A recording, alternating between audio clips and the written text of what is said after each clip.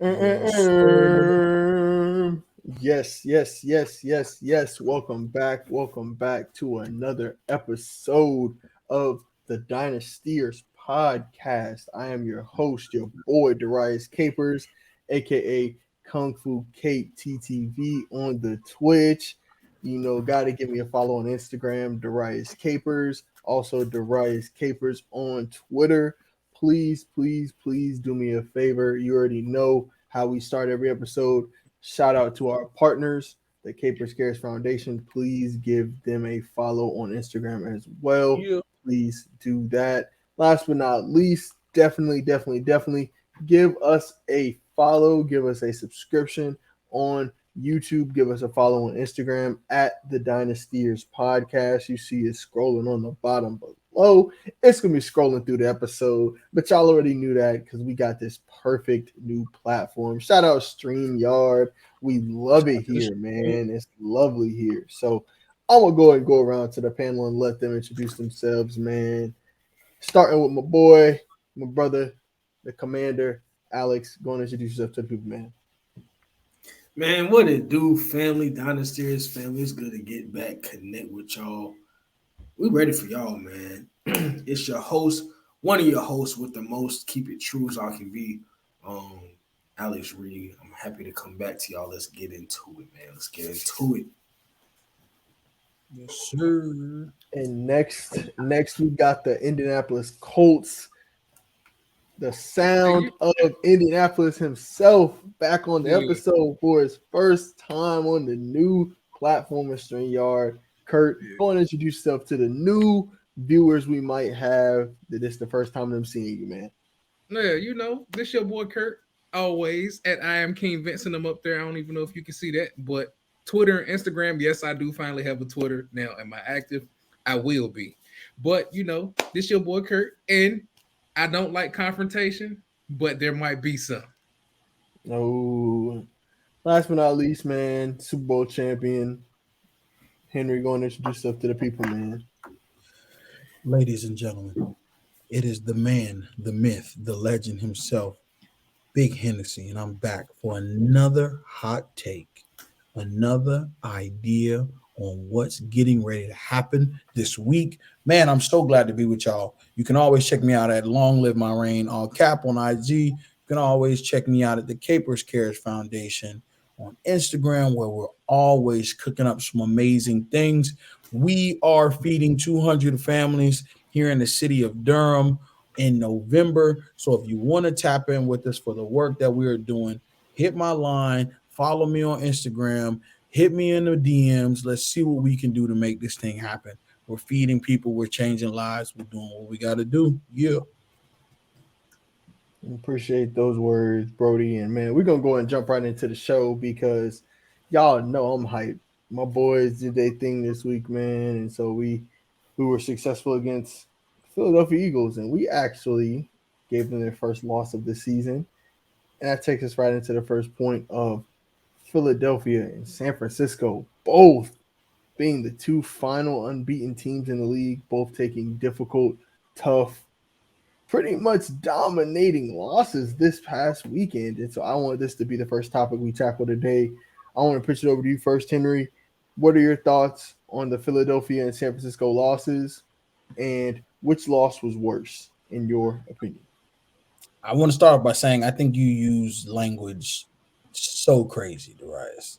Dominating, I wouldn't say dominating for either one of these losses. I think it's high time that guys start showing some of their flaws. I think the 49ers showed a little bit of their limiting offense when they don't have the weapons that are available, when they don't have the production from their quarterback the way they expect. They lost by 2 points. Their field goal kicker missed the field goal late game. They had a chance to win the ball game. Had they won the game, we wouldn't even have been talking about how close of a loss it was, right? Now, with the Jets, what surprises me more than anything is that the Eagles played as bad as they did. Because, I mean, the Eagles should have destroyed the Jets. But defensively, the Jets have shown us that they still want to play football. But I don't think the offense has shown us that. And I think that's where the issue is for me as someone who actively roots against the Jets. Like, Jets, what are y'all doing? Do y'all want to lose? Do y'all want to try to get somebody like Caleb Williams, Drake May? Are we trying to tank this season? Or are we trying to play a game that allows us to make a low-key push to the playoffs with the hopes that Aaron Rodgers will be standing at quarterback week 16, week 17, week 18? I realistically don't believe that Aaron Rodgers is coming back, but I think that they're making a play because they think he's coming back. And that's the stupidest thing you can do right now. Yeah. The stupidest thing you can do right now is treat it as if he's coming back. Because if he doesn't come back, now you become a middle of the pack team drafting a middle of the pack quarterback with no real direction forward for the organization. So I don't know. Okay. Okay. Same question to you, Kurt. I kind of want to come to you and get your opinion. Which loss was worse, and what do you think about both games in kind of totality? Philly versus my Jets, San Fran versus Cleveland. So for me, I'm gonna have to say that the 49ers loss may be worse. And simply because we're having a discussion about a Browns team that, yes, they have a couple defensive pieces, but the 49ers should never lose that game. Even on paper, they shouldn't have lost that game. It's a sloppy game. I don't know if everybody watched the game, but it was a game where if you play that way, you're gonna lose to the Browns. You're gonna lose to the Colts. And I'm realistic. I love my team, but if they play that way, my team had a chance to win. So it's just overall bad performance. And I have to say that that's why they lost. You can't expect to win the caliber team that you're supposed to be. You can't put up 17 points and expect to win a game. It's just not gonna happen. It's not one of those things. Offensively, like you said, they've shown that when they're not able to assess everything that they have, they're not a really good team. And we know that if they can't get it rolling offensively, defensively will soon that pressure on that defense, it won't last long. If they can't put points up on the board, that's too much pressure for the type of defense that they have. Now, they're not at the bottom of the bottom with defense, but they're not this defense that we're bragging about. They're not the Jets defense. So it's one of those things where you gotta hold them accountable. Now you can get a look. They're not that defense. The Jets on paper and in real life have a better defense than the Jets. I ain't gonna lie, the 49ers. You said then who? The 49ers? The Jets have a better defense. The differing thing, Kurt, and this is what I'll say, because their linebackers are amazing. The 49ers. Well, the 49ers have that's great. fine, but we have an all-pro linebacker as well. So, overall, what? CJ Mosley was an all-pro last year. Loser. You see how he's just like, bro. He does all the time. But loser.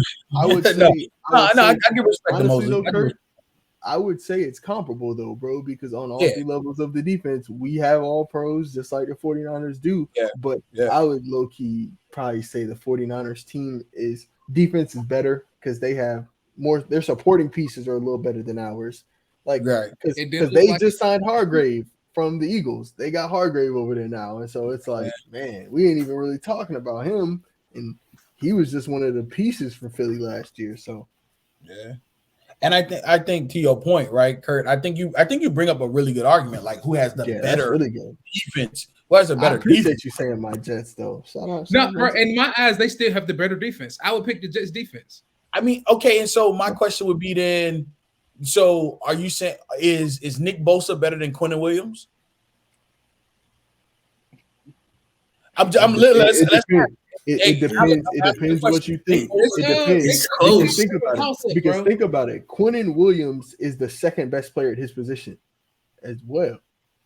You can argue that Bosa is the second best at the edge position. Not the way Khalil Mack been playing. So you think it's a few people? Okay, so I mean, I'm just saying the only person I'm taking over my man Quinnen is Aaron Donald. I'm gonna be honest with you, bro. It may be Chris Jones. Chris Jones. But what I'm asking you is this: I'm not asking you to rank them based on position. I'm asking you in just definitively, would you rather have Nick Bosa or Quinnen Williams? I think all of us would say a Nick Bosa. Would you rather have? I don't know. That depends. It depends. I'm not completely 100% saying I'm choosing Bosa. It's more of a toss-up. It's hard to just say Quinnen don't get hurt. Yeah, Yeah. Orlando get hurt, bro. Okay, so that's fair. So it's more even with that. wash. Then would you rather have Fred Warner or C.J. Mosley? Oh, I mean, I'll say Fred. I'll say Yeah. Fred. give me But Mosley's not a bad second option. He's not a bro. slouch though. That's what I'm He saying. ain't no That's slouch. all pro. Okay, I'm not. He ain't no slouch. Yeah, give me Fred. Yeah. Yeah, but you want you Fred. just poo-pooed, my man. But we're taking Sauce over Hufanga. Oh, Facts. easy. So come on. Stop it. Are y'all Stop serious? it. Yes. Are y'all serious? You not taking Yes. Sauce?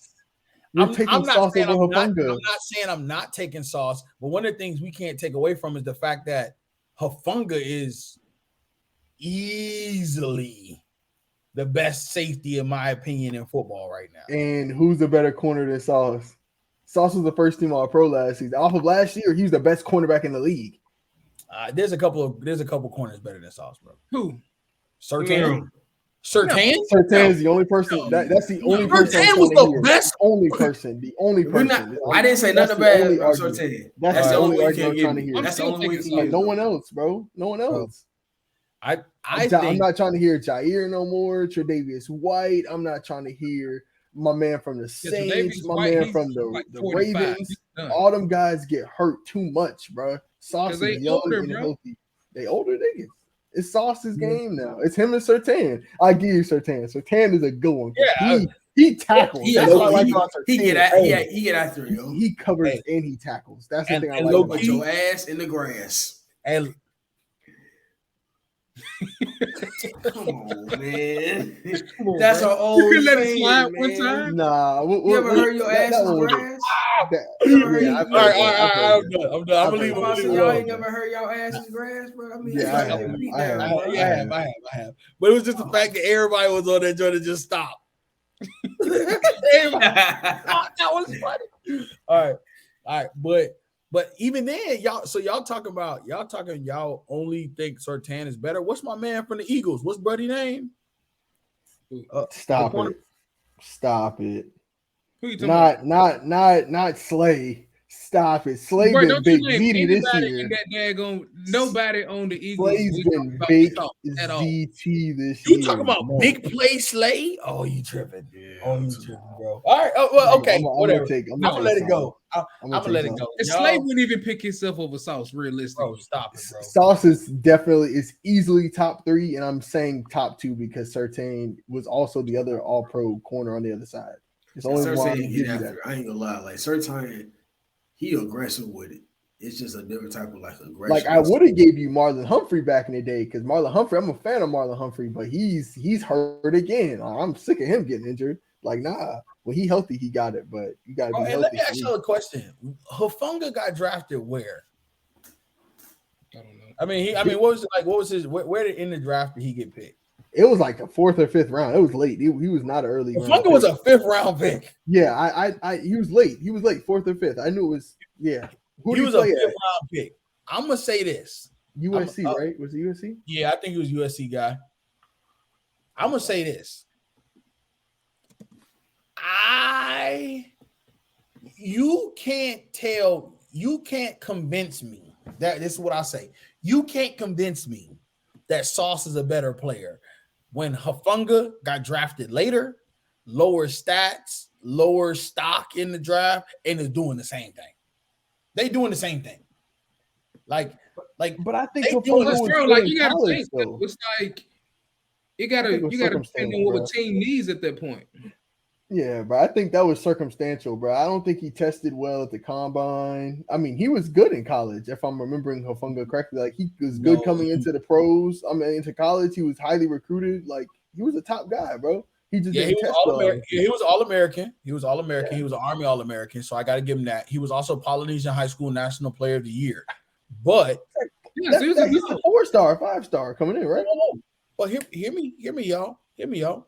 He played 8 games his first year, 10 games his next season, 6 games his last season he was in school. So you know what that tells me? That tells me he fell in the draft because of injury, like limping into the pros, limping out of the pros. Essentially, is why he fell. It's not because of his talent. It's because he played an average of 10 games when the season's 14. Yeah, You know what I'm well, saying? I don't know, bro. I just don't think I think he was good. He just was injured. I'm taking Sauce. Sauce is the guy. Yeah, The Hey, defense Melton is too. equal, bro. The Side defense note, is equal. side note, do y'all know Hafunga trains with Troy Polamalu? That That's makes fine. sense. That don't make him That's Troy fine. I'm Polamalu, just saying, I though. just thought it was cool. That ain't gonna Damn, make him I Troy just thought it was cool, Polamalu. y'all. You remember Gilbert Arenas was talking about brother trained for 50,000 and was still traveling? That don't make no difference. You still, Bro, you I still just make thought it no was cool, y'all. I was just sharing some info. difference. Okay, I'm about to I'm gonna be say. quiet. I'm about to say, I know you ain't trying to call him Big Troy, bro. I'm about to say That's that what I'm ain't. saying. We're not even talking like that. Alex, last but not least, man, I want to come to you and get your opinion on this topic. I feel like you're going to lean towards my Jets having the more successful or the better of the victories. But which victory was worse, and which team do you like moving forward? Since they're both 5-1, which one do you like moving forward? Honestly, I kind of look at both of these losses as a wash. I feel like both of these losses are an occurrence of a blue moon twice the same day. I Wow. think if you ran Sunday, this week 6 back, it'd be a blowout either way on both sides. So I'm not even going to say that the 49ers law really dropped the ball here. I don't really think there's room to panic for either the 49ers or the Eagles. They're both 5-1, like we said. We both expect both teams to go deep into the playoffs. 49ers got probably the number one offense in the league outside of the Dolphins when fully healthy. I mean, like Henry said, there are multiple players out on the 49ers. The Browns have PJ Walker as their starting quarterback. And then you're going down to with the Jets and the Eagles, right? Jalen, Jalen Hurts threw three picks, one tud. Like he didn't really have a Jalen Hurts game. He really wasn't running the daylights out of the ball like we're used to. Zach Wilson had a very, dare I say, somewhat impressive game. He didn't really give the game away like he usually does, but he really didn't help them either. He was just there. So, all in all, I really wouldn't say really for a cause of panic anyway. It's not like we really expected the 49ers or the Eagles to go undefeated this season. So they're going to lose eventually. If y'all remember, the Eagles lost, I think they were 9-0 until they met my Commanders last season. So it's bound to happen. The Eagles are always going to drop the ball to a lesser team eventually. And it was just a blue moon with the 49ers and the Browns. So I'm really not tripping about either one.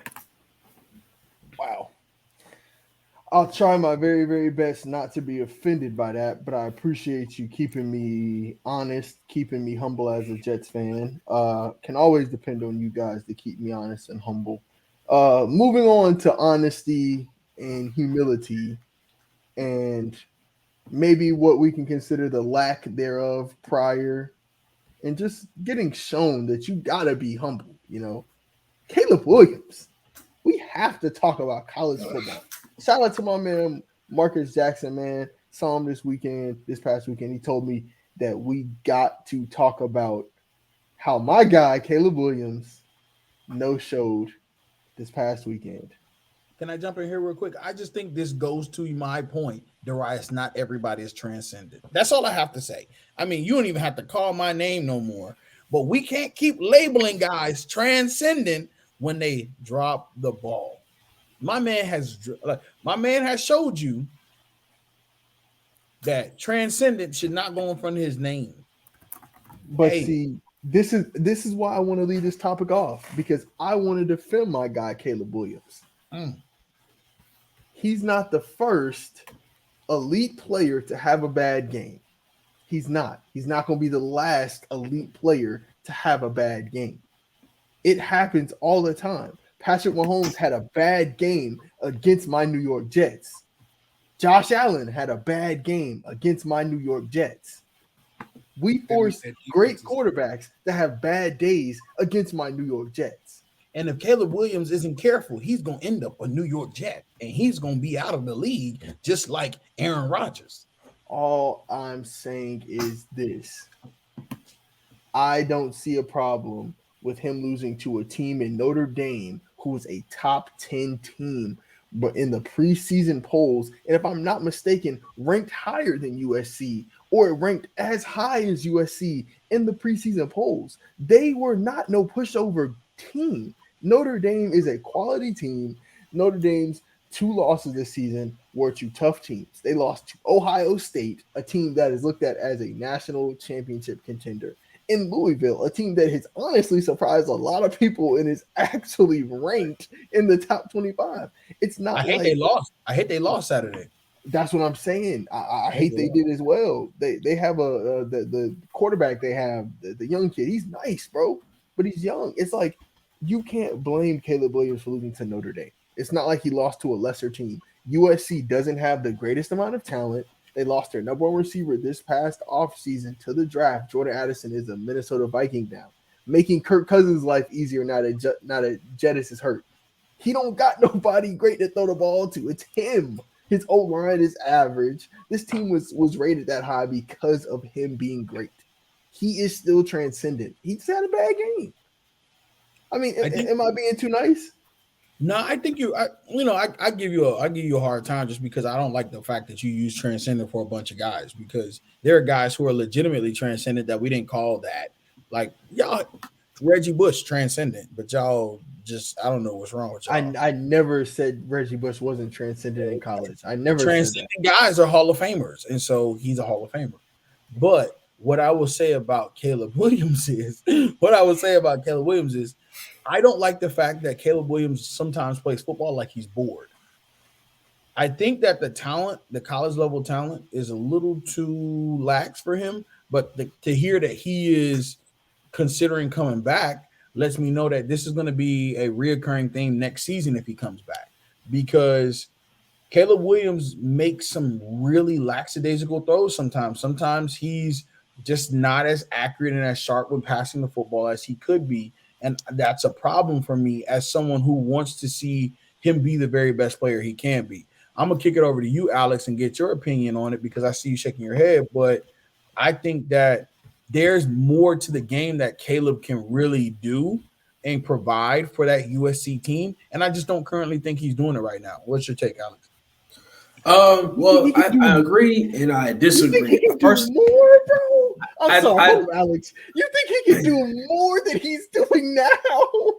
I think there's an obligation. There's an obligation as a quarterback to always be sharp and always be present of a player. And some of the throws he makes, he doesn't look sharp. He doesn't look present. I think about that Colorado game. Darius, what did I tell you? I told you Oregon versus Colorado was going to be a blowout.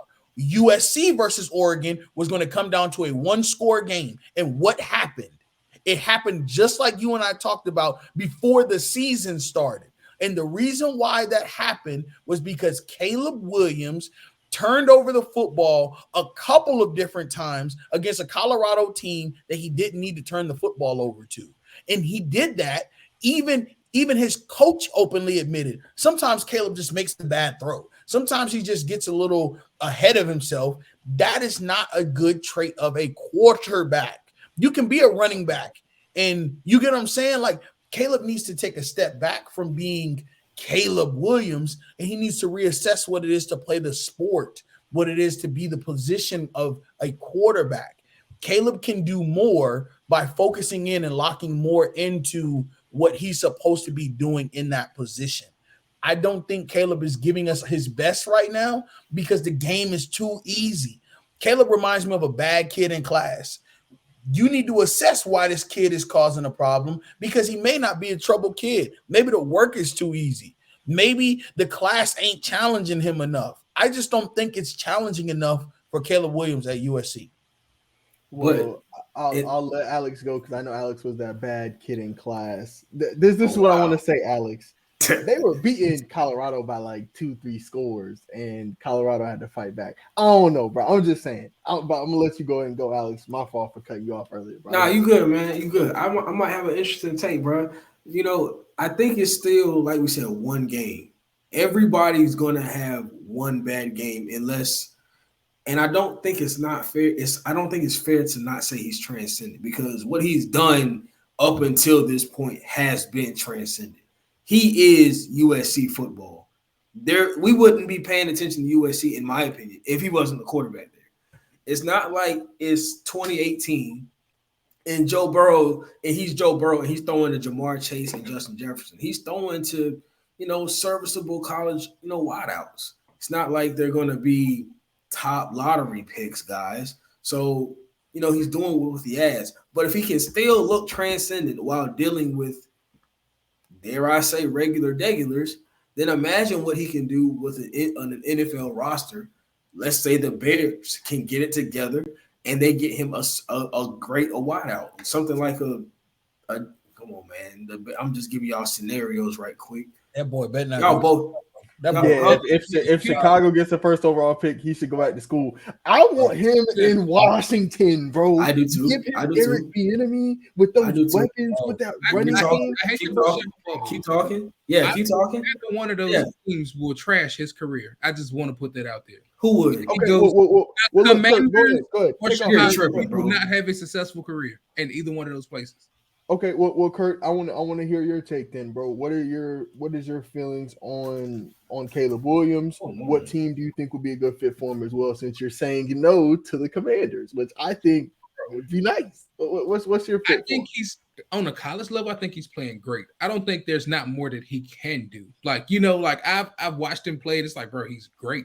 I don't know what else I would ask for him. I can't even confidently sit down and have a meeting with him and say, hey, you need to do X, Y, and Z. It's like, bro, you're doing everything. Like, just keep doing what you're doing. That's really all I can say to him on that standpoint. Mm-hmm. But going to a team, y'all might not want to hear this, but a player like him, like, cool, he's great in college.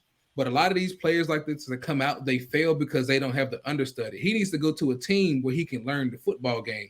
We're going to throw him into a team like the Commanders, and he's going to start. He don't know. It's a whole different environment. College and NFL is night and day. He need to go somewhere where it's a good quarterback already where he can learn. He needs to come out that second, third year, get some reps, and then play. He's a smarter player. Okay. I don't think either way, if he goes to the Commanders or whoever else, that he's going to start immediately, he's going to be good. I don't think so.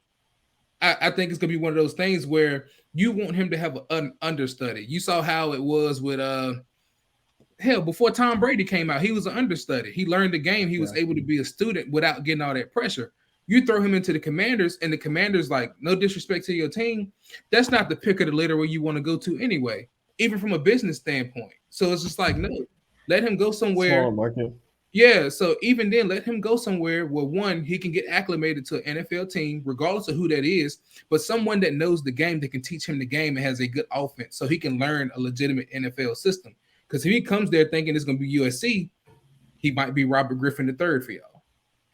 But if you got Robert Griffin III with Eric Bieniemy, hey, yeah, and I think that's a great point, Alex, because I've always said that Alex said this 3-4 weeks ago, Caleb Williams to Washington, and I always thought that's actually not a bad location for him because I think that he's going to have a competent offensive coordinator. Robert Griffin III's offensive coordinator, if I'm not mistaken, was Shanahan. Okay. And let's be real. Shanahan knew he should have not been playing RG3. I'm sorry. RG3 was hurt. I got the RG3. I'm sorry. RG3 was hurt. If he didn't have Shanahan as a head coach, if that wasn't who was making the calls, Robert Griffin III would have probably taken that Washington team to the next level in competition because RG3 was unstoppable. He was a transcendent player. I don't believe that Caleb Williams would fare well sitting behind someone knowing that he is the better of the two quarterbacks immediately because we've seen him be so successful in college. Right. When it comes to Patrick Mahomes, we didn't know Patrick Mahomes was this good. We saw Pat at Texas Tech and was like, oh, okay, he's another quarterback. I'm not understanding. You're not understanding why an organization would trade up multiple picks to go get a Patrick Mahomes. They saw something we didn't see. Right. But we need to be let's be practical. Let's be frank, y'all. Caleb Williams is going to be a good NFL quarterback. He doesn't need to go to an organization that he's sitting behind some old fart for a year or two. What it needs to be is he goes to an organization that has right now started preparing themselves to bring in one quarterback away to be able to make a push, because he's going to need that success. That's why I've always agreed that if he goes anywhere, he needs to go to Atlanta. If he goes to Atlanta That's with perfect. an offense that has the weapons that he can use, Robinson, a he was Kyle crazy. Pitt, a Bijan Robinson, two really good receivers. If he goes to an Atlanta team where it's a large market, he can do his thing and be swagged out the way he is at USC because he went to a big market college. And if they start preparing themselves defensively to bring in a stud, I think Caleb Williams could be the next coming of Michael Vick. I think he could be the next coming of this really huge gravitas of an athlete that is Caleb Williams. Like he can be a household name if he wants to be. Heck, he's already a household name now. Like, let's think about it. This is a pro athlete podcast. We talking about a college guy right now. So let me household name. So let me ask you this question here. That's a great take. Love it. But realistically speaking, all right, let's be honest here. Next year we throw him in Atlanta. What does he look like over a 4-year period in Atlanta? Given the history of Atlanta. Sure. What does he look like? I'll be honest with you. Given the history of Atlanta and given the history of that division, he looks like he's taking that team to the playoffs in the first two seasons. That's what I was going to say. If I'm being honest, looks like he's going to dominate the Panthers. Yeah. He looks like he's going to play well against the Buccaneers year in and year out. Also against who else is in that division? The Saints. That'd be his only comp, really. The Saints might be his only comp, and it's only his comp because the Saints still have a really good defense, but that defense is old, and so they're going to be retooling that defense anyways. And so if he goes to Atlanta, as much as I want him to, I know he's going to be a great quarterback. Yeah, he's a great quarterback, whatever the case may be. But I still believe that he needs to learn the system, bro. He needs to learn the NFL system, and I don't confidently think Atlanta can teach him that. Atlanta's going to throw him out there to the wolves and be like, figure it out. You're Caleb Williams. Figure that shit out. I think that's what they're going to do. So where's that system then? Because it's not Seattle. Seattle's winning too many games for it to be a Seattle type. Can't be Detroit either. Can't be Detroit. Well, look, I have a situation, a perfect situation that Kurt's talking about, and it was a team that they were mentioning before that we actually talked about last episode. And I want to see if they have their first round pick before I mention them. But you guys, I want to say this. Kurt mentioned having Caleb Williams sit, and I want to mention this because Henry said something earlier about transcendent, and it was a shot at basically me calling Bryce Young transcendent. I'm going to stand on that hill. Bryce Young is a transcendent quarterback. I feel like that is a case where what Kurt is saying is true. Bryce Young could have done a lot of good from starting off, coming off the bench behind Andy Dalton. I thought that was their plan, bringing him in. But a guy like Caleb Williams, like Henry said, I feel like day one on the NFL, just like we kind of looked at Bijan and was like, yo, he's a top 10 running back. Yep. I think we're going to see Caleb and be like, yeah, he's top 10 at this position. But he's going to start anyway.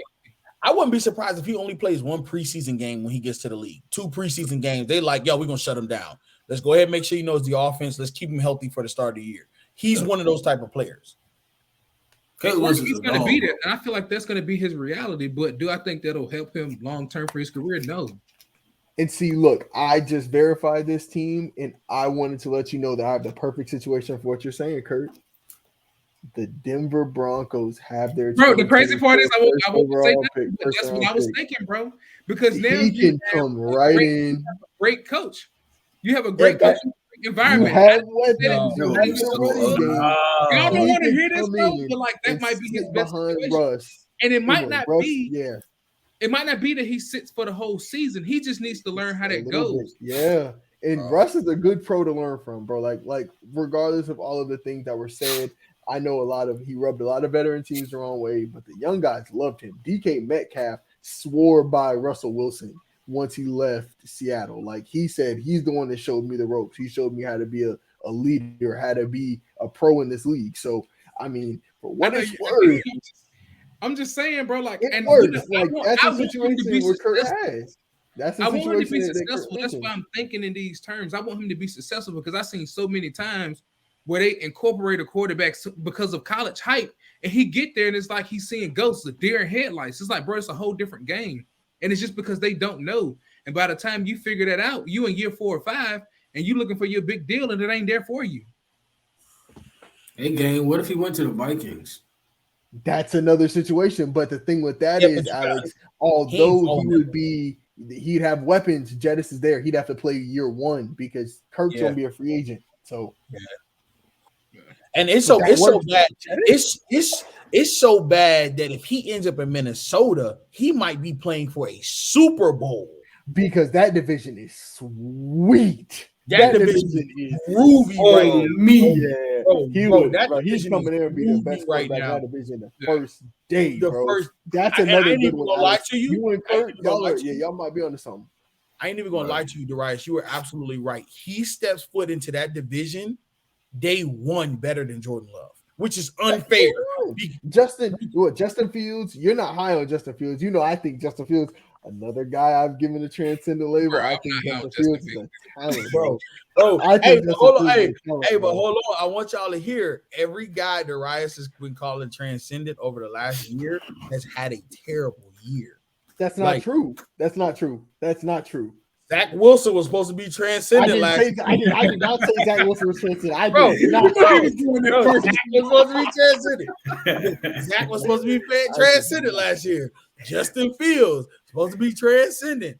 Bryce Young. But what about my hits though? Hold What on, about my hold on. hits? Hold on. I was on Trevor Lawrence. Trevor Lawrence is the real deal. Oh, Trevor Lawrence don't look transcendent. He look like a regular quarterback. Trevor Lawrence looks just like Justin Herbert. Them the Justin same. Herbert's transcendent. And Justin Herbert's You're transcendent. crazy. He's transcendent. Bro. He is. Bro, Kurt, His talk coach to is him, bro. bad. He is a bad coach. Bro, talk to him, bro. Them boys smoking, Bro. bro. He's smoking. I don't know, bro. They got some weapons for them to be Bro. It's kind of Coach is average. bad, bro. He got a bad head coach. it's three transcendent quarterbacks in this league. Pat, Patrick Mahomes, Tua, Jalen gotta Hurts. be. I would say Pat Lamar and Josh Allen. Lamar definitely. No, Pat Lamar and Hurts. I can't even say Josh Allen because Josh Allen. y'all Josh even Allen Tua looks Pissing me off lately, bro. Josh Y'all Allen even Tua looks out. regular, bro. He looks regular right now. 60 yards, 70 Bro, he looks yards. regular right now, bro. So think what's that's not Tua, transcendent about the ability to throw the football 70 yards? If it ain't accurate and you throwing it to the other team, that'll make no difference. Oh, so that means What's wrong with him? that means Jalen Hurts definitely can't be transcendent because He out of there. My boy's 3 this past week. He threw my That means boy Geno Smith is transcendent. 3 of them things. Bro, you know who? That means only Mahomes is transcendent. And that's fine with me. Bro, if we're only going to say Mahomes is I'm transcendent, playing I'm cool. about Geno, guys. Hey, y'all want to know the most transcendent quarterback in this league for real, bro? Pat. Jameis Winston, bro. Jameis Winston. bro. You can't, bro. I don't care what nobody say. Jameis Winston is leaving the National Football League, and he's gonna have a comedian career. He's gonna be comic, bro. Cause did you see how Alvin Kamara was looking at Buddy? Easily, bro. I gotta find that. I'm gonna share it, bro. I'm gonna find that, and I'm gonna share it on the podcast, bro. Y'all keep talking. I'm gonna find that. He said, bro, I yes, should have bro, made that I my get bad, it, bro. bro. I don't know, bro. I think there's a few teams Caleb could go to where the situation is polar opposite, and he can still succeed either way. Because, like Henry said, I like Atlanta. Atlanta's a really good landing spot for him, weapon wise, fit wise. I also like y'all, Alex. I think weapon wise, fit wise, coach wise, y'all are a perfect situation for him. Y'all defense might be the best out of the potential fits. Or the potential Facts. You know, White. Yeah, y'all defense better than Atlanta. I would say y'all defense better than Denver. So y'all would work, bro. I like Denver too, though, bro. Like Kurt said, man, Denver works. Speaking of quarterbacks and Kurt, now that we got you on the podcast, Kurt, this is something that honestly can take us into the winners while Henry's finding his picture, because this guy has low-key been a winner all year and he just got hurt. And I kind of want to, once I come to Kurt, Alex, I want to come to you and get your winners because All right. y'all have also been looking good. But Anthony Richardson, Kurt, has actually looked like a really, really, really competent NFL quarterback at times, and other times looked bad.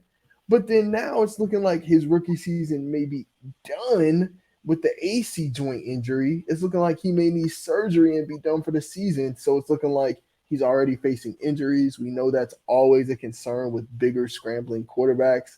What is your thoughts? I know I can't even consider you a winner, so I kind of just want to get your thoughts on your team, bro. So we're going to ask as the winners and let Alex start off with winners. But what is your thoughts on that, bro? Your Colts. My thoughts, bro, is, and that's my biggest fear with Caleb Williams, bro. Like I'm a legitimate Colts fan. I've been there, win, lose, or draw. Does this Colts team highlight the type of player that he is? No. The Colts team, as we know, is not a playoff contending team. They haven't been in quite some time. So him being injured and doing all these things, like it's a price you pay with being a scrambling quarterback. You're already not on a solidified, we're going to make the playoffs team. It's already a struggle for you. You already can't put points up on the board, so you got to improvise with everything. So with the thing with him and injuries, it's like it looks bad because, like you said, at some point he was a great quarterback, and then it's just like he's just all over the place. And that comes from me when I see stuff like that in quarterbacks or just players in general. You're not settled in. You don't know how the NFL works. You're trying to figure it out, but you're also on a team that's not helping you figure it out. You don't have anybody to go to as far as, oh, who am I going to look at? Minshew? What is he going to help you with? I'm realistic and I'm harsh on my team because it's true. And I feel like he could be a quarterback, but I feel like a lot of these quarterbacks, regardless how good they are, in college or whatever it is to perceive to be when they come to the NFL, they need that downtime. They need an understudy. They need to sit there and figure out how it works. They need somebody to tell them, no, you can't do this or you can't do that. They need that guidance. And when you throw them into a team like that, that's expecting them to be Patrick Mahomes as soon as they step on the field, who can they go to? It's like he doesn't have that. And I'm not blaming, oh my God, really? Bro, I'm just being honest, bro. Like he could be a much better quarterback if he was in a better situation. Same thing with Caleb Williams. If he gets drafted to, let's just say if he gets drafted to the Bears, I wouldn't be shocked if they, if it's a similar situation because he doesn't have that, bro. Don't zoom in on his face, bro. Buddy in the corner look crazy too, though. Buddy in the corner, Buddy in the corner got a strong.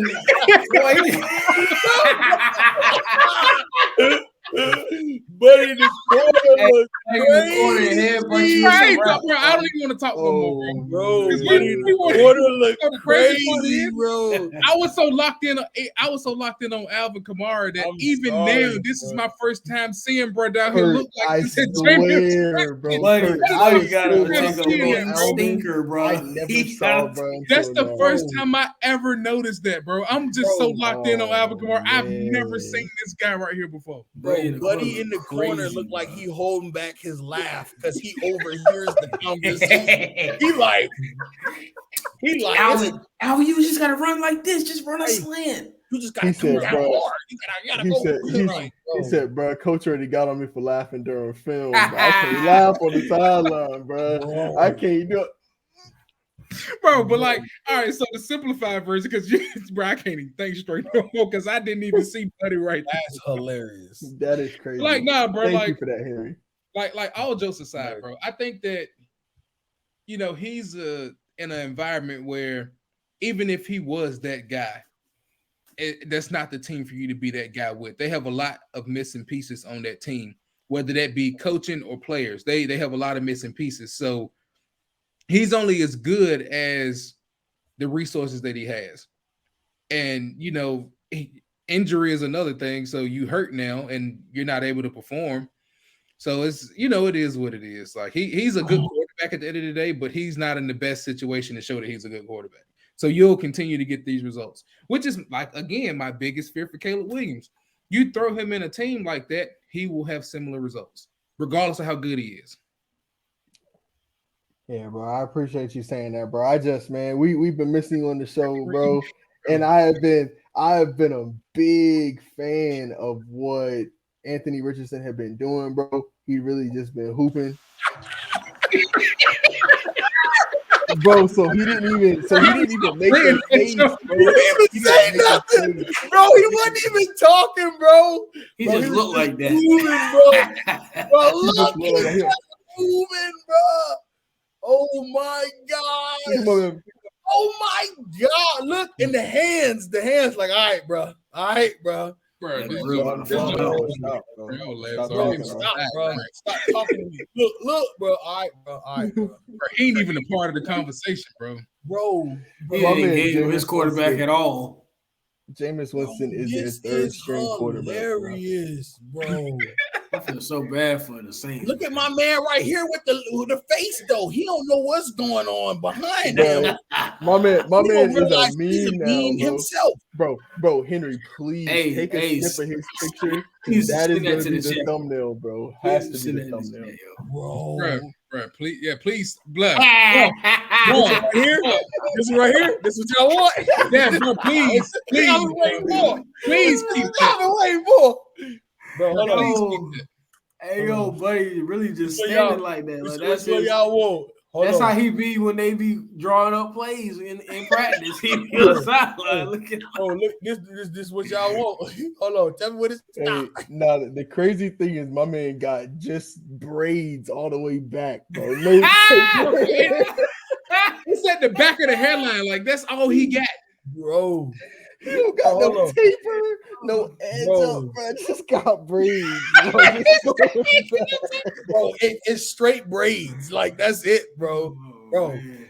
Bro, this right here Hey, is yo. That dude older than we think, bro. He's Bro, I older got than a we cramp think. in He my Bro. got side some leg, age bro, on y'all, him, bro. I ain't gonna lie. If he headbutt you, it's a route. It's lights out. Hey, for that you, bro. that right there, bro. That's a Bro. ding.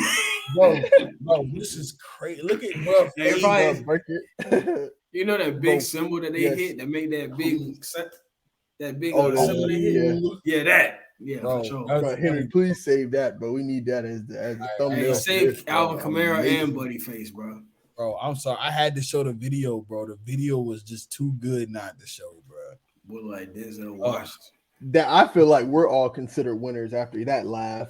You know what I'm saying? But coming to Alex first. Bro, what made you I think wanna about get that you in one. that moment, bro?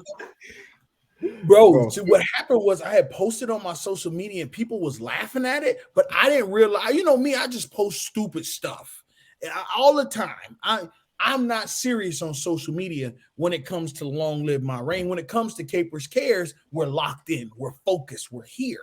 But when it come to Long Live My Reign, I'm going to give you the jokes. I saw it and I was like, oh, Jameis just doing Jameis things. I never saw the video. Bro, wicked. I Wicked. saw the video and never paid that any mind. I didn't even look at him, bro. I was just looking at AK the whole time. Bro, wicked, bro. Man.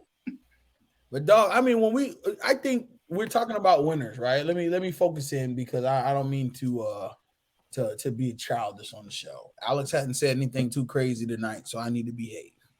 That's crazy. I'm still catching strays. Yeah. Oh no, we waiting on some wild stuff. We waiting on that. We waiting on something crazy, Alex. But what I will say is I'm really impressed with the way Richardson has been playing. I think when I think about winners and losers for the week, just keeping the mindset of what young guys are doing in this league right now, I'm really impressed with CJ Stroud, bro. He's a winner, bro. And he's showing us he can win with a roster that we all thought was abysmal. Like, let's not ignore the fact that these boys are 3-3. These boys are 3-3 in a division that is low-key up for grabs. Like, their division is low-key up for grabs, bro. When I look at it right now, they're in a two-way tie between the Colts with 3-3. The Jaguars are 4-2, but with the Jaguars, the way they play sometimes, you might get a chance to make this thing a three-way tie. You really might get a chance. And so in the AFC South, man, there's a really good chance that if CJ makes the playoffs this year, he's making the playoffs because he's beaten some of the competition around him. It's unfortunate that I think the Colts are going to take a step back because AR is down. But the truth is, Gardner Minshew is going to be able to make a couple plays. He always has been able to. I think he'll be able to help y'all win a few more games. But, man, like if you talk about a winner, bro, right now, winner for me is C.J. Stroud. He's the winner of the week, and he's a young guy who is transcendent. Should have been the number 1 overall pick. He should have never gotten a chance to get out of Carolina, bro. I would have loved to see him in the blue and black. I'd have been going to games. Bryce ain't got nothing for me right now. Bryce ain't doing nothing for me. I told y'all, throw the ball to Adam Thielen. Bro, Adam Thielen's washed. Adam Thielen can't play anymore. I don't know. Adam Thielen, he has the worst offense in the league. We found out that the Panthers had the 23rd ranked offensive weapons in the league. We found that out 3 weeks ago, Kurt. What that boy Adam Thielen doing? Adam Thielen going for like 9 and 10 catches a game. What he doing? 150, 160 yards a game. Bro, I know what I'm talking about. It's Bryce Young the problem. It isn't the team. Bryce Young is the issue. Throw the ball to the guy who's going to catch it. Right. What is C.J. Stroud doing? Throwing the ball to the guy that's going to catch it. That's why Nico Collins looks like he's a top 5 receiver in this league. Throw the ball to the guy who's going to catch it. That's my winner for the week. I don't want to hear nothing else about Bryce, bro. I done told y'all, Henry's right again. Man, you may as well put a stamp on it. Alex, who are your winners for week 6, man? Yeah, I'm gonna go in a different direction, and I'm gonna go to the Lions, bro. They had a day 20-6 versus the Buccaneers. I think the Lions have surprised everybody. I think coming into the season, we all kind of said that the Lions weren't there yet. They didn't have enough experience yet. They got a slightly above average quarterback. They got some good weapons. They got some good. They got a good running game. Their defense ain't nothing to sneeze at. But what the Lions did, what Dan Campbell has the Lions doing, is believing he has them playing a Detroit style football, real rough and tumble. We're gonna run over you all game. We're gonna pass the ball. We're gonna run the ball. We're gonna tackle. We're gonna try to intercept the ball. We're just gonna be super duper aggressive every game. And Jared Goff might look like an MVP candidate, dare I say. He threw for 353 and 2 tuds, 30 and 44. Like he's been. That's just one game. I know it's the Buccaneers. It's not nothing too serious, but 5-1 says something. 5-1 tells me that if they keep playing like this, we might get into the Detroit Lions being not only a Cinderella team, but really getting after it in the playoffs. So, that's my winners for week 6. Jared Goff specifically, but the Detroit Lions as a whole. I like that, bro, Alex. That was they had a good matchup, bro. Tampa Bay and Detroit, they both were 1-win teams before this past week. That was a good game, bro. Jared Goff just did his thing, bro. So that's a good winner. Got a hiccup. Let me go to Kurt. Who are your winners for week 6, man? Who'd you pick? So winners for me, man, and we haven't mentioned this guy's name a lot.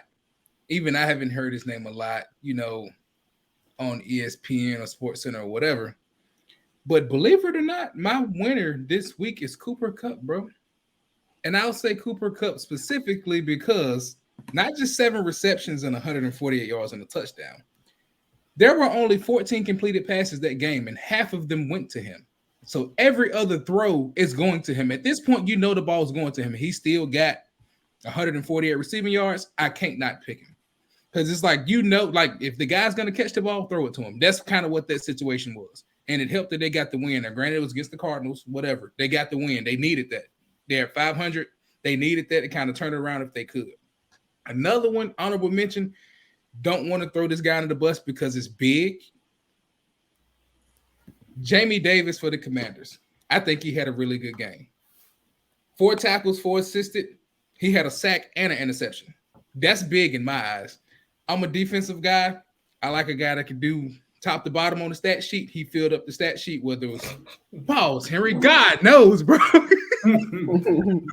Pause, bro. Oh my God. Hey, yo, Alex. Yo, Alex, bro. We yo, about Alex. I was gonna say Alex, bro. yo, Alex. He Alex, said, Alex started it because Alex Bro. made the face first, and I was like, Hey, "Oh, bro.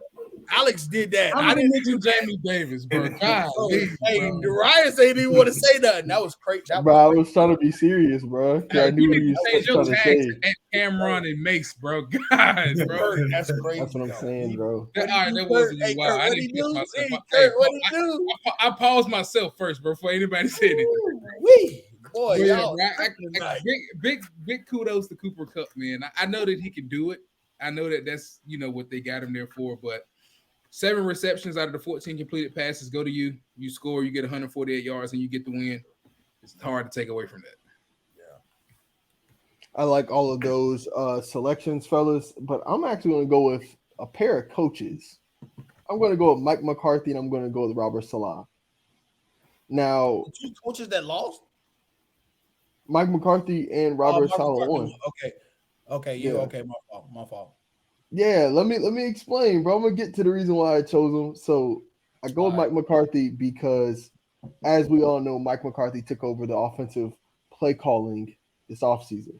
He went up against his former offensive coordinator that is now currently with the Los Angeles Chargers and Kellen Moore. And besides the first possession that the Chargers had, the Dallas Cowboy defense shut them down pretty much all game. I mean, they scored that one time in the first quarter, finished the rest of the game with 10 points, while Dallas's offense went on to score twice. That one drive they scored on, it was the second drive of the game after they went 3 and out when Dak rushed in the read option. That was a master class called drive. I have not seen a better drive than that for the Dallas Cowboys this year. And then also Dak made a pretty good throw for the touchdown pass he threw, man. It was a really good throw. Maher knocking out his 2 field goals. They needed that victory, man. There's no way that the Cowboys could have lost this game as well with Philly losing to us, them getting back to 4-2. They're now a game behind the Philadelphia Eagles, and the Cowboys needed this. Mike McCarthy needed this victory against his old offensive coordinator. If they would have lost and the Chargers offense looked great, they would have been calling for his job. They would have been calling for his head. So I'm glad that he got his victory. And I also want to go with Robert Salah because I don't know if y'all watched this game. I actually watched it because, of course I'm going to watch my Jets play. This was a coached victory. Robert Salah showed his ability to coach in this game. And I say that because we were missing our 3 starting defensive coordinators. We were missing our 3 starting cornerbacks. Henry's distracting me falling asleep. And our defense picked Jalen Hurts off 3 times, man. So I want to go with Robert Salah and Mike McCarthy as the winners for this week. That boy Alex look out of it too. It's the reflection on the glasses, bro. Them Jets bore me, bro. The Jets I hate bore the me. Jets too, bro. I ain't gonna lie. I get it, bro. I get it. You hate us because you can't be us. That's how it be. I don't want to be the Jets. Well, let's talk about. I'm the Chiefs. Let's talk about something that you guys are really familiar with, being on the opposite end of dubs and losing. You in the same boat, gang. Nah, man, not this year. Not this year. We not. Y'all children, stop bickering. Here we go. Who is your loser for this week, Alex? Let me come to you first, my brother. Well, see, I'm gonna do 2 things. I'm gonna give the first loser to Russell Wilson. Okay. They keep losing and losing and losing. And like we said earlier, it's a realistic thing where they lose so much that they get Caleb Williams. Russell Wilson looks like, dare I say, the worst quarterback in the league. Is that fair? Is that fair, guys? I think he's trash. I think he's washed. I think statistically, he's a top 10 guy. I mean, top 5, if you ask me. What does your eyes say? My eyes say, you want to be honest with my eyes say about this team? My eyes say that their organization has been in shambles for a while. And I think that bringing in a what's his name, a head coach, Sean Payton. Bringing in Sean Payton wasn't the answer. That wasn't the answer. That whatever money we were paying Sean Payton, we should have put into paying players. That team sucks. Like But it's not Russ's fault. When you take a look at Russ's numbers. Well, go ahead, Alex, and state your claim. But I'm pulling up Russ's Yeah. numbers. I need okay. Yeah. I And need to hear Russ's numbers. Russ is cooking this season. yeah, Low-key. he's cooking. I'll give Russ his flowers, bro. But prior to the Thursday night game he played against y'all, his touchdown and interception ratio was 11 touchdowns to 2 picks. Right. He did Right. throw a couple picks against you guys, so his pick touchdown interception ratio did fall. But he was looking good prior to going up against a top 10 defense in the Chiefs, Right. which nobody thought would be a thing this year. So Right. I do want to give him his flowers. He's But 13. Alex, He's what is 1,300, it, bro? 1,300, 12 to 4 touchdowns, 12 touchdowns to 4 interceptions. Okay, so Okay, so here's what I'm he's saying. 2 against y'all. So to win games, you have to score, right? So that means he's like the touchdown to pick 11-2. I think you said that's great, but I think you have to do something more, like we were talking about with Caleb Williams. The difference is Caleb Williams isn't being paid $250 million. That's the difference. So you brought Russell Wilson in to not make just. First off, they shouldn't have been as bad as they were this year. They look even worse now. They're 1-5. They're going to get probably the number 1 pick unless Atlanta gets the number 1, and I think they're going to probably get number 18. He's going to either go to Atlanta. He's either going to go to not Atlanta, the Bears. He's either going to go to the Bears or he's going to go to the Broncos. I'm telling you guys right now, and it's look, Russ Wilson. He's fooling y'all like he was fooling Sierra. Okay, Sierra thought it was gonna be a wild ride. She thought it was gonna be fun. She thought it was gonna be like Future. And he fooled her, and he fooled the Denver Broncos. I think they should be done with it. I know the stats say, oh, he's good or he's hooping or whatever the case, but I think his good numbers on a bad team. I think what we say about basketball players, sorry to take it to a different sport, when they're hooping on a bad team, I think if you're going to be looked at as a star player, then we have to judge you as a star player. And the wins start with you as the quarterback. And so far, the wins have only come one time. That has to be addressed. I don't think, look, 1,300 yards, great. Can't sneeze at it. But what I can sneeze at is one win when you're primarily responsible for winning, being paid that much. I rest my case. Kurt, I'm coming to you next, my guy. What's your choice for loser for this week? Loser for this week, gotta say 49ers. I'm gonna say the 49ers simply because, and I know there's other horrible, situations out there this past week. And I say the 49ers as a whole because a team of your caliber should never be this undisciplined. You had over 100 yards in penalties against you.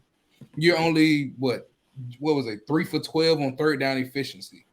For you to be the team that we think you should be or that they talk about you to be, that should never be your case against a Cleveland Browns team that may be struggling to even sniff the playoffs. Penalties, no third down conversions, and even with the 3 sacks allowed, that happens. But for a team of that caliber or supposed caliber, you can't perform in that manner and not be a loser. That's as if, Kansas City would put up 3 points. They would. That's the equivalent of kind of what happened in this game. Okay, and I agree with you, bro. I agree. It is like if a team that we put on that pedestal just underachieves, it's just like what is going on? What is going on? A team like San Fran, even though they had injuries, in fact, they have McCaffrey that may play Monday, may not. Debo that looks like he's going to be out a few games. They still got to get home.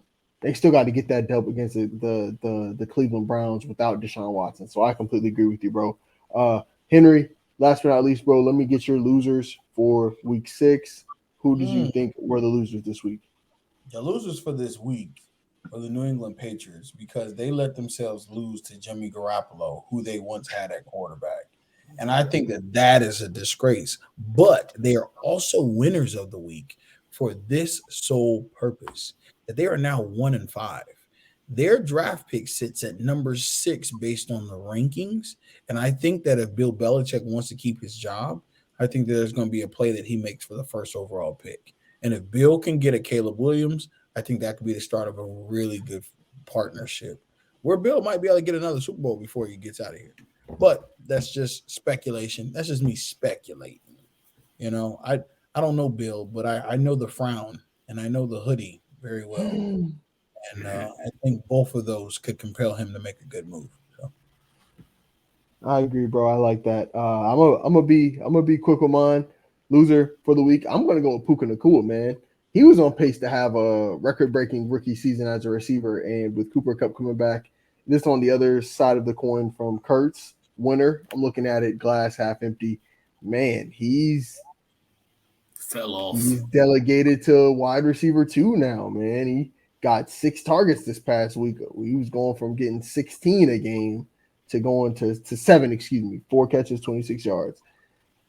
I'm gonna go Puka Nacua, man. I feel like that's my loser. And why doesn't Kyron ever play big when I put money on him? 20 carries for one bro. and a touchdown. Like me and Darius put money on Kyron for 2 weeks in a row, and Kyron literally just did nothing. Now all of a sudden, 158. Like this is crazy. Bro, I'm sick of it, bro. He doesn't get any receiver work anymore. I'm surprised. Like, I don't know what they got going on with their running game. Segueing into the next topic that we want to get into, guys. I want to go over to the week 7 predictions. I kind of want to do it a different way this time. I don't want to just kind of go through the games. I want to give you guys the floor to give a major prediction.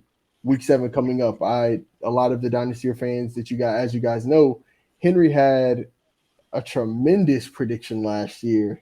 A couple of San Francisco 49ers getting Christian McCaffrey, and it did end up happening. I want to give Kurt his flowers. And Robbie Anderson being traded as well. He did also get moved from that Panthers team. Chosen, excuse me, Robbie. My bad. Show respect to your name, your pronouns. Chosen. Oh, geez. I also want to give Curtis flowers though, because week 2 of the season, going into week 2, once Russ lost week 1 of last season, Kurt said, "This is not going to work. All of these things I'm seeing are not going to work. Like, I don't think this can be fixed with just playing games." And it, in fact, has been a dumpster fire. Last but not least, I want to give Alex his props. Although Alex has been a Cowboy supporter, surprisingly, in the past, I would say supporter. That's a stretch. He has been on the Brock Purdy bandwagon with Henry, and they have been right. Brock Purdy's lost 1 game as a starting quarterback and is still an MVP candidate. So I want to give these fellas credit. They get on this podcast and predictions come true. So I want to give y'all flowers, and I want to give y'all the floor. Starting with Henry. What's your week 7 prediction for this week, bro? Whoa, week 7. Dog, I'm not even going to lie to you. I can't believe we're already in week 7. Halfway through the year, bro. It's crazy. Halfway through the season already. When I think about week 7 predictions, there's a couple games that worry me. I'm worried about the Detroit Lions versus the Ravens because I want Detroit to keep winning, but I don't want Lamar Jackson to lose because I really want the best for Lamar Jackson. Another game that worries me is the Raiders versus Chicago. And here's why.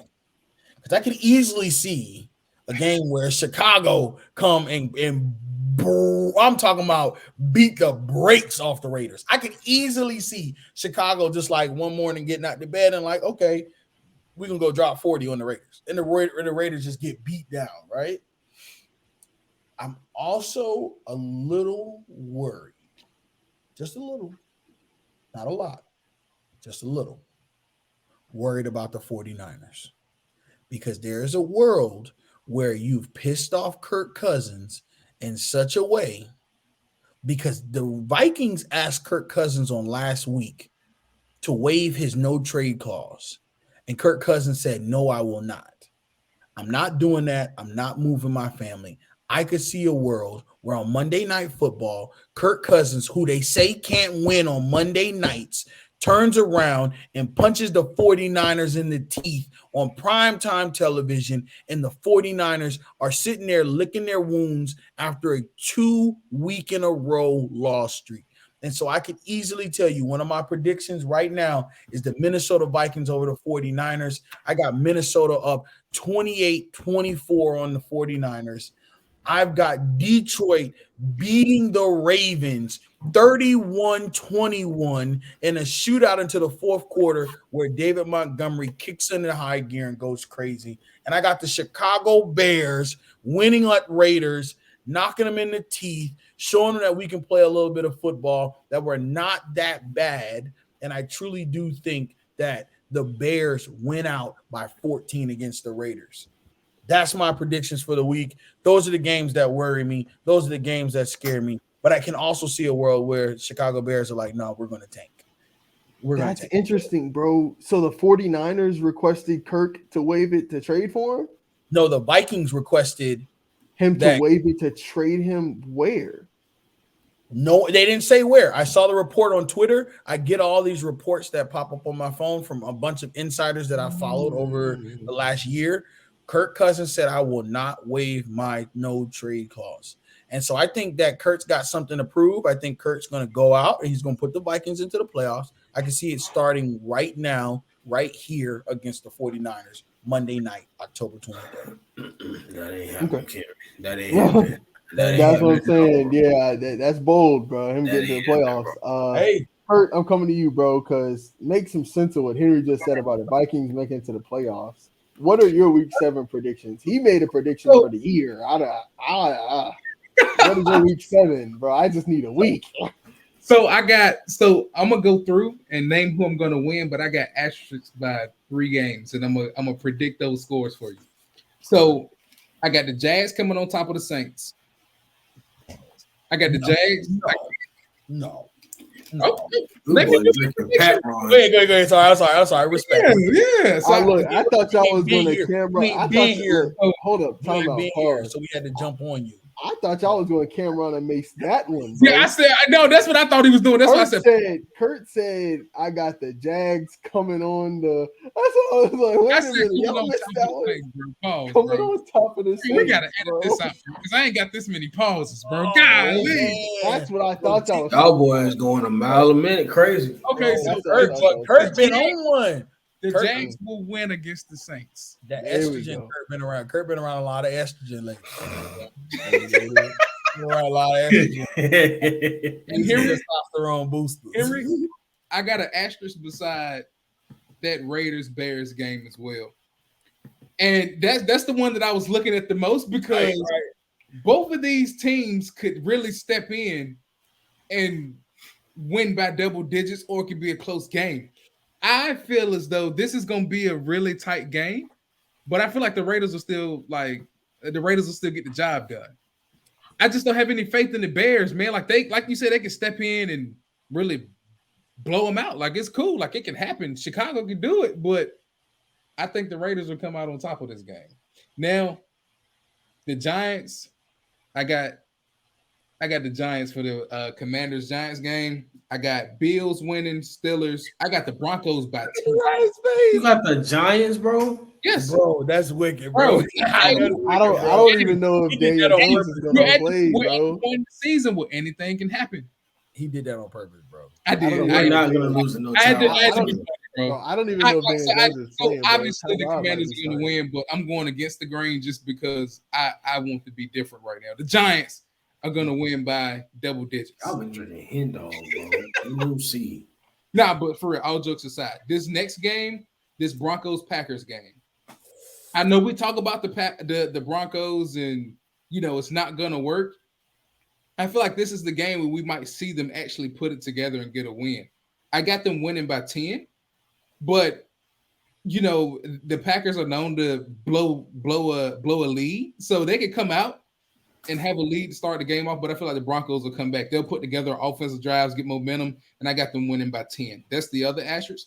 My next one is the Dolphins Eagles game. I feel as though the Dolphins will win this game in very convincing fashion. I got it a two possession game, but I do not feel like the Eagles will beat this Dolphins team. And the reason why is because their secondary hasn't shown me that they can hold up for entire 4 quarters. No, You have Tyreek Hill, you have that receiving core. He's averaging 150 yards receiving a game or whatever it is, something ridiculous. If you let him do this to this Eagles defense, they're going to win in convincing fashion. And it's not even going, it's going to make the Eagles look as though like they're not the Eagles right now. The Dolphins can make any team look like this at this point, and I feel like this Eagles team will be exposed again. can I do a quick shout out real quick?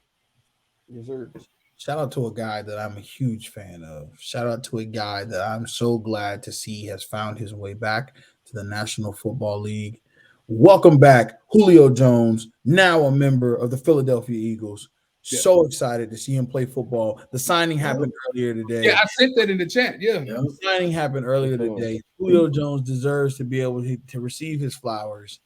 He's been so close to a championship, and I really, really do hope that Philly utilizes him in such a way that gets him an opportunity to get a ring before he retires. Just got to give his flowers. Julio, man, pound for pound, one of my favorite players of all time. It's been an honor and pleasure to watch you, man, here at the Dynastyers podcast, sending you love, sending you great vibes as you go into the rest of the year. For sure, man. Shout out Julio. Shout out my brother Julio. Julio. Alex, bro. Alex, man. Week 7 predictions, bro. I know you didn't take too kindly to the Giants being chosen over, even though it's like we always say, jokes, laughy. But all good jokes contain some true stuff. That's what my man J. Cole said. What's your week 7 predictions, Brody? Yeah, I'm gonna go ahead and address the Commanders and Giants. Off top, let me address that first. We are not losing to Tyrod Taylor. If we lost to Tyrod Taylor and the Giants, I'm gonna change my background to something different. It's gonna be my backup team for the rest of the year, but that's not gonna happen. I got something for you with that, Alex. I'm gonna go down the line, man. I'm gonna just go down the line. I think the Jaguars are gonna low key put a beat down on the Saints. I know the Saints got a really good defense, but we've seen the Jaguars come alive on anybody. They're kind of like a young up and coming team where Trevor Lawrence. He has games where he looks average, but then sometimes he has games like he's the next best thing, and I think that's going to be versus the Saints on Thursday. For the Lions and the Ravens look good because Lamar Jackson is their quarterback. Let's go ahead and get that going right now. But the Lions are a complete team from top to bottom. I think they're the lesser of the whole Detroit Lions is probably their special teams, but it's not going to come down. I think it's going to be kind of like a shootout. I think the score might be 28-21. I can see something like that, or 31-21. Excuse me, something like that. I can see coming out from the Lions and the Ravens. Going down, I think the Falcons are going to beat the Buccaneers. I think Bijan Robinson is going to have another day where he carries them to a win. I think the Raiders are going to beat the Bears. I think the Bills, and I know Kate was talking about, maybe Josh Allen might perform, a little poorly against Bill Belichick in the cold. This is a different Patriots team. This Patriots team sucks. Like they are really, but they don't have a snowball's chance in hell versus the Bills. And I don't think it's going to be close. I think that might end up being probably a 3-score game. Honestly, I'd be surprised if the Patriots got to 14 points. To be completely honest, Mac Jones looks like a total bust. Surprised that they score at all. I'd second guess that, but I'm just going to give Bill the respect and say two scores. But that's about it. I'm gonna give them. I'm going down to the Colts and the Browns. Anthony Richardson isn't there. It's basically a battle of poop at quarterbacks because PJ Walker. So I'm gonna just give it to the Colts just based on the talent on the offensive side. That's about it. But if it comes down to a defensive game, then it's gonna be a 13-10 game, 14-10 game. Browns. How has Jonathan Taylor been doing? Has anybody played 2 games. A first game, they kind of eased him in. Zach Moss had He had like explosive 150 game. on something Yeah. on that game, Then right? the second game, it was kind of split. Am I right, Kurt? Like it was pretty split this past game. Yeah, it was pretty split. But my fault, Alex. No, you Back to good, you. man. You My good. fault, Alex. I was just Nah, asking. y'all good, bro. Y'all good. We good. We good. Yeah, Rams. I think Cooper Cup's gonna run right. He's gonna be running right past the Steelers. I think Cooper Cup might. What you know, Alex? Man, say what you was gonna say. Say what you was gonna say, Alex. I'm not gonna say that. I'm not saying that. Say what you gonna say. I was gonna leave that last week. I ain't saying none of Yeah. that, That is that man Alex special word, bro. Marauders. No, Ramrodders, bro. Ramrodder, yeah. That's only for that's what B. John Robinson gonna do to the Buccaneers on Sunday. He's gonna ramrod the Buccaneers. Thank you. So crazy. The Chiefs so inappropriate, bro. This is a PG-13 show. Hey, y'all started it, bro. That, this is y'all fault. I said he was gonna run right past the Steelers. Y'all talking about ramrodding, and I don't even know what Cape said. Cape said something where I didn't even say. Y'all wilding. It's y'all. Man. I just be here. We're definitely gonna put this up to PG-13 for next week's episode with Alex bringing on new words. So I'm just teaching the public. Oh, Chiefs gonna win versus the Chargers. Packers gonna win versus the Broncos. The Seahawks by default are going to beat the Cardinals. You beat the Cardinals when you want to feel good about yourself. I think the Dolphins might put up 30 on the Eagles. I ain't even gonna cap 30 to whatever Dolphins way. This is the most elite offense I've probably seen in a very, very, very, very, very, very long time. Tua is very accurate. He does not mind throwing the ball downfield because he knows he's like, fuck it. Cheetah down there somewhere. And if he ain't, Waddle down there somewhere. He gonna get a touchdown. He gonna do that stupid ass dance he be doing. And then Ashley, I called him Ashing. A-Chain, bro. A-Chain, whatever. Yeah. The boy fast. Mostert on my fantasy team. Shout out to Mostert. That boy good. You know what I'm saying? That boy good. And look, the front four of the Eagles can give that run game a little bit of trouble. But like I said, there's always an injury somewhere. There might be an untimely penalty. But that, them corners and that safety, they can't cover the cheetah, man. You might have to triple team them. And if you triple team the cheetah, then you're going to have to deal with the Waddle. That's crazy. So the Dolphins are going to do the Eagles in the worst way. And then you have the 49ers and the Vikings. That's my dad's team. Shout out to my dad. Love you, Dad. Yeah, y'all going to lose, Dad. Y'all going to lose real bad. Real bad. Shout out to my dad. I love my dad, man. Yeah, y'all going to lose real bad. Hey, shout out Pops, man. I hate you and your team. You guys are trash. Like, dang, bro. Man, that's a they gonna be done the worst way. I know what Kirk Cousins is. We had Kirk Cousins when we were the Washington Redskins. He was butt there. He's slightly fresher butt, I guess. Fresher poop. Fuck, my bad, gang. My bad, gang. Hey, Alex, let me ask you something. He's fresh. Alex, he's fresher poop, bro. He's fresher poop, but he's still trash. Alex, let me ask you something. What be going through your mind when you get ready to say this? Like, when you just throw this stuff out there, what you think? What it would sound like when you say it? You know what I'm saying? I ain't gonna lie, man. That sounded bad as soon as I got to. Because you sound like you doing 25 to life. Roy, you was talking. My man said fresher butt, bro. Yeah, he fresh meat. He just in. Come on, you sound like. Yeah, you sound like you got 3 hots in the cot. You know what I'm saying? Like you sound like it's up if somebody come in this jail cell. That's what it sounds like. My man said, I see you, I want you. I see you, I want you, and I'm gonna get you. Like that's on me. But point is, Kirk Cousins is trash. Please let that be the point. No one being ramrodded or. Hey, y'all said that this week. Let's just take a second, mm-hmm. compose ourselves, because it's time for. Let's get to the words of wisdom. We need to have our minds together for Right. this. Clear your Together, heart. guys. Clear your heart. Free your mind. I got a Everything good will one. follow. I'm gonna let Alex go first since he has a good one. I pray I it's a pray to good God. one. I It's pray to it's God it's appropriate. right. Yeah. It's appropriate. Alex, the floor is yours, my brother. And remember, God is watching. Well, God be my witness when I tell everybody to stay prayed up, do the best you can, and tackle life. Go ahead and ramrod life. Do your best, do your absolute best, and tackle that goal. Whatever it is, go straight through it. Go straight through that brick wall Mm. and Kurt, be the please. force. Alex, you might lose your word of wisdom privileges. Hey, Kurt, please do us rough the house, favor bro. of Redeeming. redirecting I the got you. focus. I got you. I'm taking a whole different approach.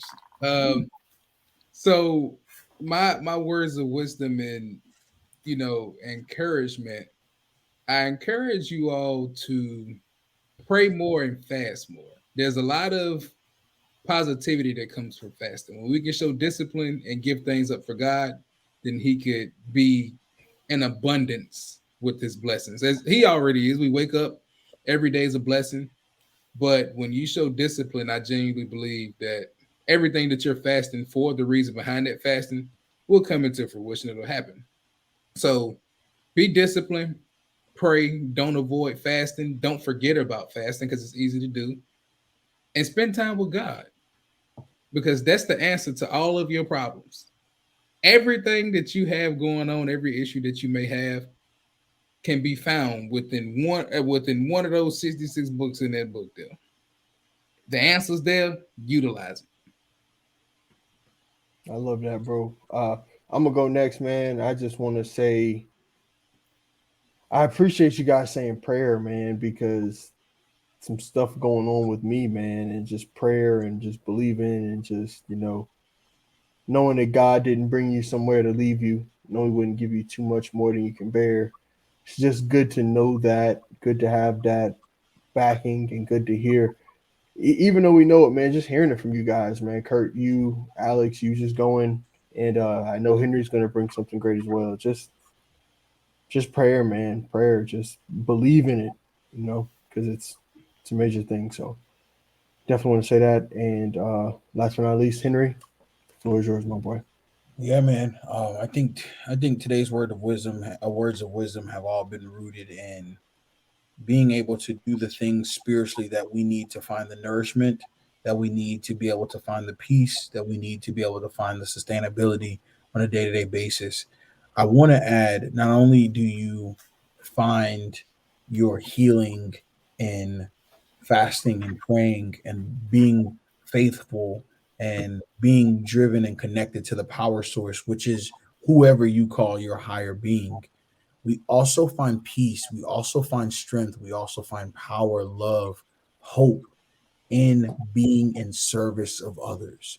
And so when we take a moment to be selfless, to provide, to extend a hand of support and love to someone in need, to someone who just needs that word of encouragement, that word of wisdom, that moment of support, we will find that our circumstances aren't as bad as they are.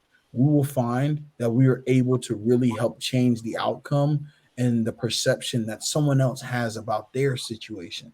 And the more we do that, the more we serve as a beacon of light and hope for others, the more we are able to change our own personal circumstances. And so I challenge you today, I challenge you this week, I challenge you this month, I challenge you this year. Find a way to serve, encourage, uplift, elevate, and magnify the people around you. That will really help change your circumstance today. Thank you for those words, guys. Man, and just thank you guys for your time again this week, man. It's another great episode. Henry, Alex, you guys have already been on here, man. Thank you guys for everything y'all do. Kurt, thank you for making time, man. Sir, Congratulations on everything you got going on, bro. Thank you for bringing your Colts congrats, knowledge Kurt. back to this episode, man. So, Yes, sir. yeah, Congrats. man. Yeah, I Big appreciate time. it. For sure, sure. man. Happy for you guys. Crazy part is we were sitting and talking about that. I just got the official edits back, so you finna see the boy up there. Ooh, Ugly on Instagram. man, You sound about love to be. it, sir. Ugly on Instagram. Ugly on the whims. But hey, man, until next time, guys, this is your boys here at the Dynastyers podcast. Another great episode. We out. Peace. You. I really thought he was playing that. I really thought he was playing it. Literally sound like that. Crazy. I hope Soldier Boy doesn't sue us. Oh, for sure. He's suing Alex.